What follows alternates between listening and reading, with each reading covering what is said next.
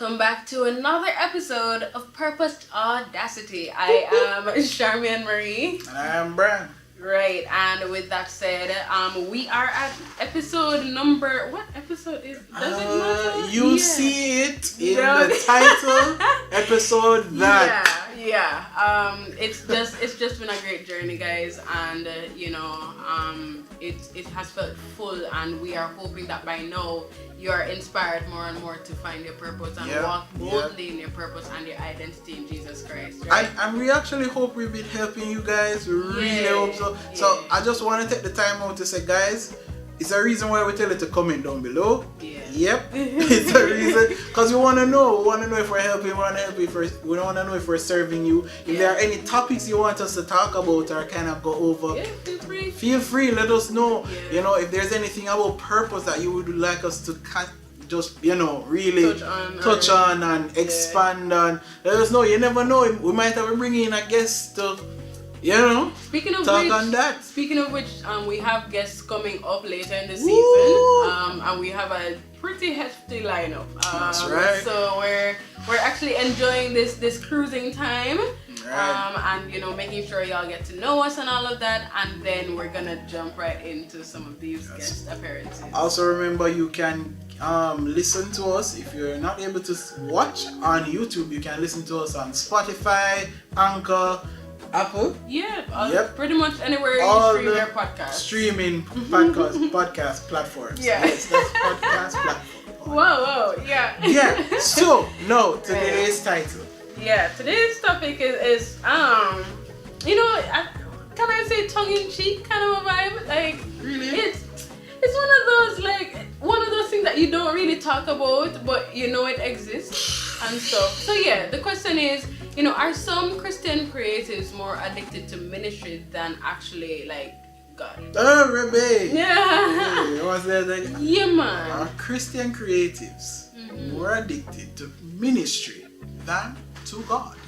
Right, and I want to actually start things off with this one. Cause as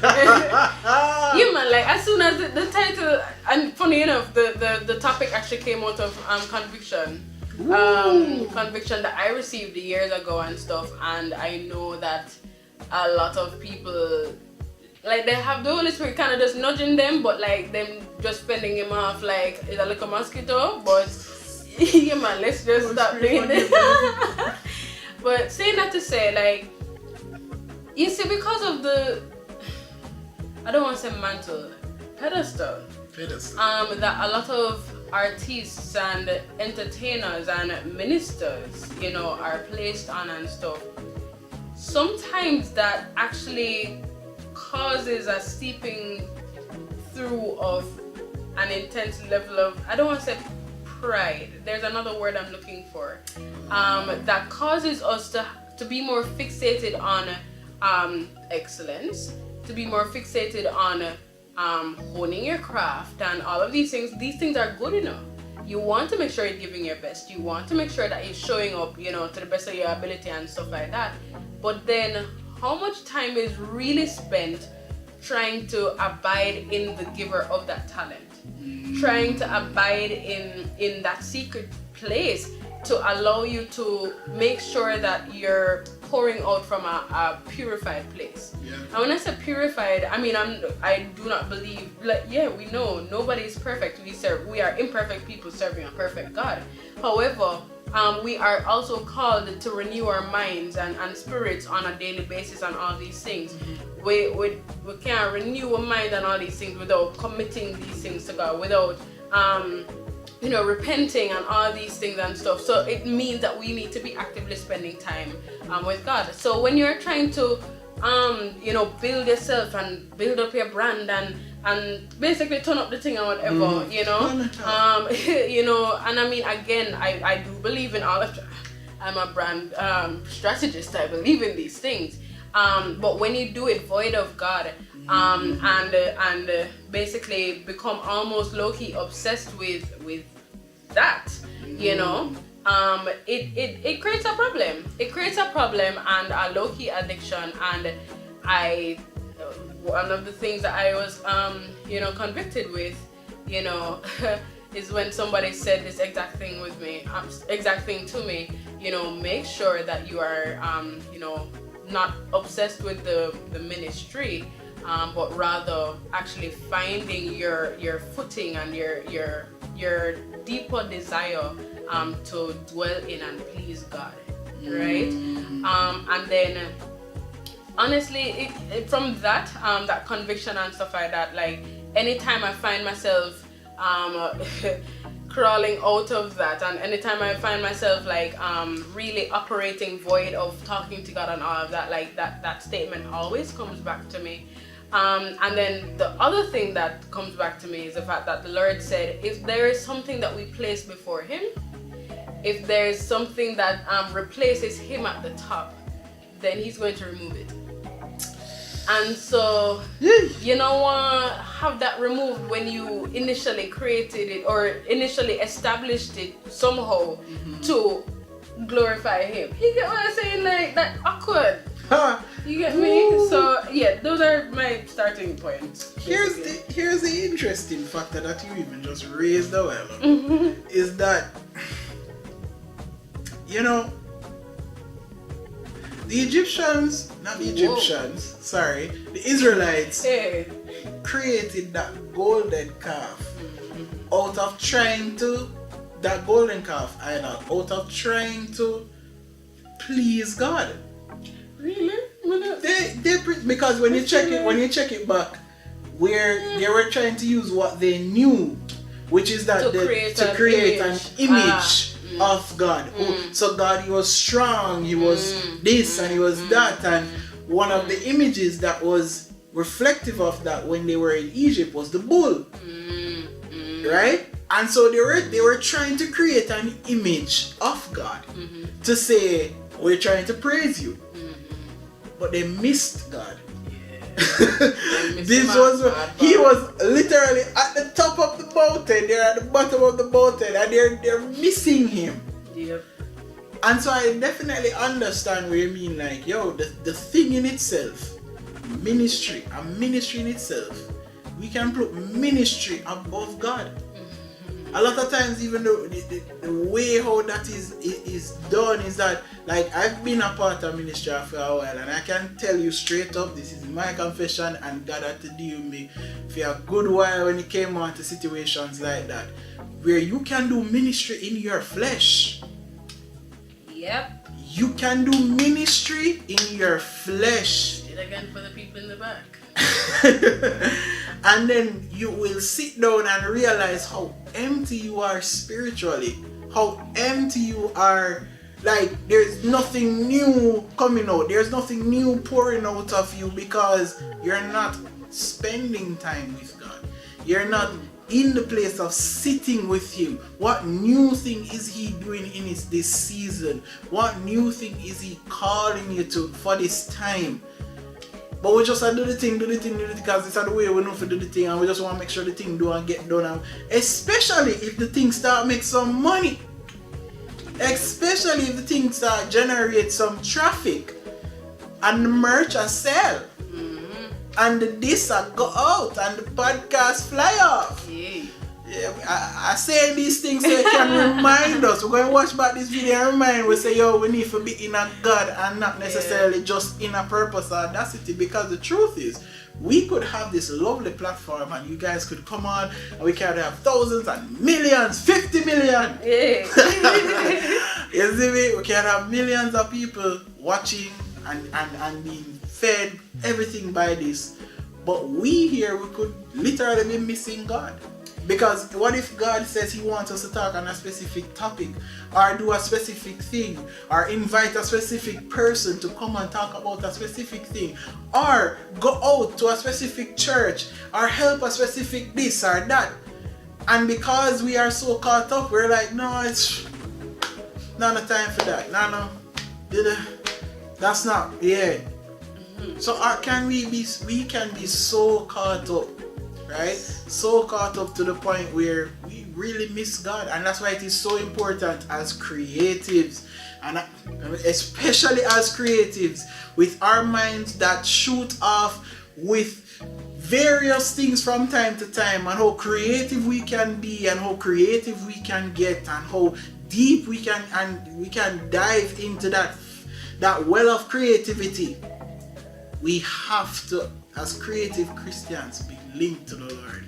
So, as you were talking, a very heavy point landed on my spirit, and I want to remind persons to not be afraid to hold the Christian creatives accountable, because our reality is that continue. Yeah, because our reality is that a lot of persons, and I've heard the argument before, right? Where a lot of persons look on the stage and see people are sing, or see preachers, and I'm gonna put preachers in the category of a Christian creative actually, because there's still a level of creativity that flows from you when you're writing, right? Okay. Exactly, right. So a lot of persons look on stage while you are speaking, or while you are singing, or while you are delivering your creative piece, at least, whether you're a drummer, dancer, all them thing there, And in relation to what you were saying in terms of you can actually minister in the flesh and stuff, a lot of people actually look on the stage and say, well, the person gets in the spirit, so them in God, or the person operating under the anointing, so yeah man, them good, and our reality is that, do we not forget that demons have tongues too? Do we not forget that or do we forget rather that like people actually do the shankle dip? You get what I'm saying? Do we forget that people actually out here living fake lives? Yeah. You get what I'm saying? And I mean, I want to say double lives, and so I'm not saying that, okay, in terms of keeping people accountable and whatever, I'm not saying you must come get up in them grills and whatever, no. But it's a reality that we need to be discerning as as Christians. Yeah. And if we see something off and stuff, we can help in terms of keeping that Christian creative grounded, I mean, as a Christian creative myself and whatever, I'm not gonna tell you that I go feel good, if somebody pick up something and say, well, you did feel very fleshy, I'm not gonna say it's gonna feel good, but our reality is though that, if it is that we're truly doing things in love, and if it is that we're truly meaning to just hold our brother accountable and stuff, so that the kingdom can truly be advanced with healthy individuals, spiritually, emotionally, and all these things, then there's nothing wrong with doing that, It's about helping the person along, and not seeking to tear them apart, but to build them up. And so I feel that is actually the key point as well. If you see that something is off and whatever, don't just say, well, you did wrong and you did off and God smite you and whatever. Rather say, hey, something going on with you, or you get what I'm saying? Especially if you have that type of relationship with the individual, So I'm not negating though. If me not know you from Adams, and you come over to me or whatever, me possibly I'm gonna look for you what you are said to me right now. But especially that's where community comes into play, and that's where a functional community comes into play, where we're actually learning to just journey with people and see them where they are and stuff, and recognize that Christian creatives, though put on a pedestal by so many individuals, are people, and are people who are pursuing God in their brokenness and seeking to still carry out a mandate. Yep. I wanted to say, with that, I would recommend that, especially for persons who are close to those creatives, close to those persons, because social media can get wonky. Oh gosh, no, me not talk about social media can get wonky. If you don't know the person, and I feel like if you don't know the person, don't go in them comment section and be do the most. Or even them DMs, even though it's private, no. Yeah, don't do that. I think you can. And if you're gonna say something in love, because you don't know the person. Love is relative. You know what? If you don't know the person, be careful of what you say. And how you say. And how you say. But especially as you say, definitely for the community. And I would go even further to say, Christian creatives, seek accountability. Get accountability. Yeah. Because sometimes you may think that you're fine and you're good, or maybe you could be going through some stuff and you just feel like you don't have nobody you can talk to about it, but you need somebody to talk to about it, because at the end of the day, whatever ministry you're in, whatever function you have, whatever thing you're operating, it has to continue, or it's gonna continue, you know, or it's gonna keep going even though you're in this place that you're in. And so sometimes you need somebody there to say, yo, I'm feeling like this, I feel this way, I feel that way, or I really went through a bad patch this week and honestly I don't know how, you know, just somebody to talk to for say, Ray, you know, somebody who can look and say, as you say, somebody can look and say, yeah, what going on, so? You're good? You don't look good. What happened? And just know that you're not in the place that you normally are, or the place that you would want to be in to really give God glory. So as you were talking, I don't know what the Holy Spirit was going on. So it became apparent that we didn't necessarily speak about how we can identify whether or not we are obsessed as I don't want to say obsessed, addicted, or taken up with with ministry over, you know, like dwelling in God and ministering from that place. And as you mentioned, you know, or as we've been mentioning, like if we're not okay in a season, or if we're not flowing out of our, there is supposed to be room for you to take a step back. There is supposed to be room for you to say, yo, we're not good right now, and you having that place of responsibility to not necessarily pour from that place, even though God can use you in that place. So yeah, cool, we definitely know that. But if it is that, yo, you know, say it not right, you get me? But somehow you still feel yourself needing to show up on stage. Somehow you still see yourself needing to do the most and whatever, instead of actually pulling back and spending time with God. Right? A reality is that even Jesus, like after many of the miracles and whatever, you know, in the Bible it always say, and Jesus went away to a place to basically spend time with the Father and whatever. You know, even Jesus said, yo, am I gonna take himself away for some time and all these things, versus showing up, doing the most, healing, all these things and whatever. Because he knew that he would need to abide in the Father. Right, exactly. And so if it is that you literally feel yourself not being able to do that and stuff, perhaps check your heart. Check where you are and see if like you're more obsessed with just showing up, or not. I don't even want to say obsessed, as I said, but caught up with the routine.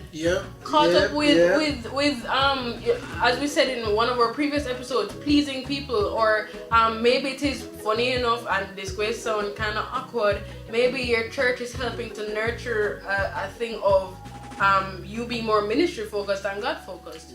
Because our reality is that there are a lot of churches where, you know, you're ministering and whatever, and they have come to rely on you. So you get caught up in that funk now and stuff, and that routine and stuff. So if you want to pull back and come deal with your spirit man or whatever, you don't have the time to do that. And so it facilitates the growth of that stance, and that's not good for your inner man. I wanna say, churches, set up accountability for your ministers. Yes. Especially your creative ministers. I say creative ministers just to, you know, people who may be doing like art and what have you differently. The arts differently, or what have you, but set up accountability for your ministers. And space for them to breathe. We call upon our ministers a lot. Without you will get a phone call, hey, can you come and do this devotion for us and sing, and you don't know, and okay, yes, it is on that person's part to say yes or no. Right. It's on that person's part to say, hey, I'm actually not in the place to, and but talk about that problem. The person may because next thing the person is in a spot where the person who called them, they don't want to talk to that person. So I'm not gonna tell this person that, hey, you know, I'm not in the mindset and I just feel like my heart is not there and they may not want to talk to that person about that. They may just end up unfortunately lying and be like, you know, I'm busy. I have something at that time. Sorry. Yeah. Set up accountability for your ministers. Because we support because a lot of times we call on them so much, and when they're going through stuff, a lot of times we know this, them not gonna talk. But there's the assumption that they're taking care of themselves. There's the assumption. There's the big assumption that they're in the Word. They're worshiping. Yeah. They're seeking the Lord. Yeah. There's that big assumption because they're not saying it.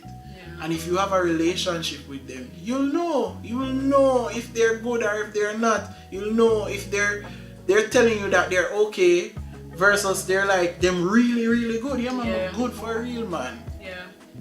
Yeah. I mean, guys, like we also didn't drop this question on our page, but we definitely know that there is some of you who would really be agreeing or disagreeing. You know, but with that said, guys, the point stands, you know, especially as Christian creatives, we need to be careful about our intentions behind what we're doing. But even if it's not just coming down to our intentions, but even just being a part of a community and serving within that and finding that ministry is overtaking our relationship with God or our devotion to God and stuff based on our personal time with Him and stuff, then we have the responsibility to really look into that and go back to the source and spend time with God and stuff. And if it is that you find yourself receiving a fight from your church and stuff like that, this is also a call for the churches, as Brian said earlier, to really support the Christian creatives so that they can more holistically serve and be able to feel free to be a regular Christian and a regular human being pursuing God, even though they are called to great things. Yep, as Brady said, to God again. Yeah, for real, guys, for real. Yeah. Seek ye first the kingdom. Seek ye first the kingdom of righteousness. Yeah. And if you write this up, you know the rest. Yeah, guys. So with that said, remember to like, share, and subscribe. Right. And we thank you for watching today's episode. If you have any comments, questions, drop them below. Right. And don't forget to share this with your friends. Again, we want to encourage as many persons as possible to stand up in purposed audacity. So with that said, join us for our next episode. We will see you soon. Bye.